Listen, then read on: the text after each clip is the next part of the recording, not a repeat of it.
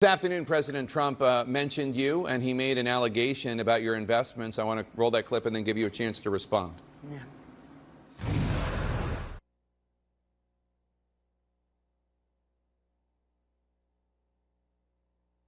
Seem to be having some sort of investments. Yeah, yeah it was. Let me just read what he said. I'm sorry that we had some sort of technical issue. Nancy Pelosi became rich. Why do you have to read that? We're here to talk about the 60th anniversary of Medicaid. That's what I agreed to come to talk about. Yeah, but I wanted what that means in the election. I wanted to give you a chance just to respond. He accused you of insider trading. What's your response to that?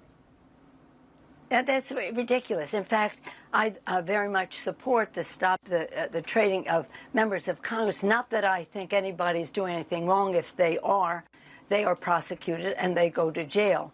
But because of the confidence it instills in the American people, don't worry about this. But I have no concern about the obvious investments that had been made over time. I'm not into it, my husband is, but it isn't anything to do with anything insider. But the president has his own exposure, so he's always projecting. He's always projecting. And let's not give him any more time on that, please. We're going forward here, and I'm very proud of my family, and while he might make fun of us, while somebody inspired by him breaks into our home and hits my husband in a deadly fashion, hits my husband over the head, and he thinks that's a riot. I'd rather not go into some of my other complaints about him right now. Rather to talk about the 60th anniversary of Medicaid and Medicare. What a triumph, a great pillar of economic and health security for the American people.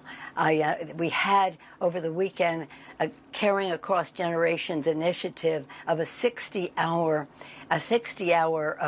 vigil of all of us taking turns, myself, my daughter, my granddaughter, and all the rest taking turns over 60 hours to tell stories of how all of this, what all this means in people's lives. We, since